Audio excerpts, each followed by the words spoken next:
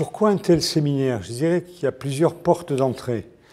La première, c'est que je suis un Européen convaincu et que je suis convaincu que l'exemple de l'Europe de l'énergie est un bon exemple de ce que peut apporter l'Europe à tous nos concitoyens.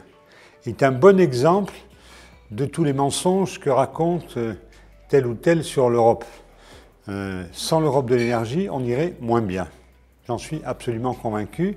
Sans l'Europe de l'énergie, on surinvestirait. Sans l'Europe de l'énergie, on aurait moins de flexibilité, moins de sécurité d'approvisionnement et récemment des prix plus élevés. Donc, c'est la première entrée dans ce sujet-là.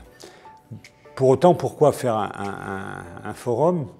D'abord, au mois de décembre a été adopté définitivement ce qu'on appelle le 4e paquet, ou le paquet d'hiver, ou le paquet pour une énergie propre pour tous les citoyens européens. Et donc nous rentrons dans une phase où ça commence. Il y a une période de fabrication de ce paquet qui a été adopté par le Conseil des ministres de l'Union européenne, par le Parlement, par la Commission. Maintenant, c'est la mise en œuvre.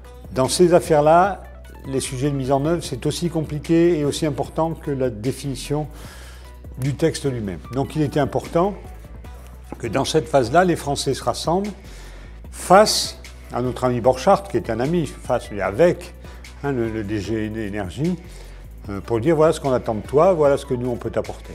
Troisième raison, c'est qu'on est dans un monde qui bouge à toute vitesse, notamment dans le secteur de l'énergie, avec des grands enjeux, le stockage, la flexibilité, les énergies renouvelables, le climat, la numérisation.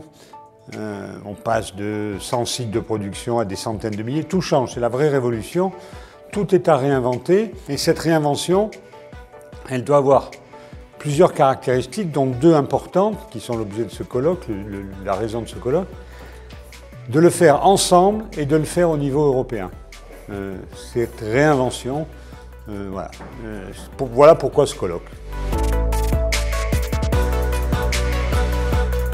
Le vrai sujet du surinvestissement, comme on a une double envie de sécurité des approvisionnements, de nécessité de la prise en compte d'une production extrêmement décentralisée, le risque qui nous menace, c'est le surinvestissement.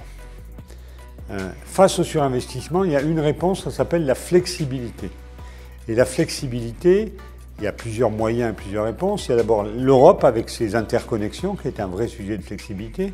Il y a les stockages, il y a les certificats de capacité, il y a l'effacement et il y a l'interruptibilité.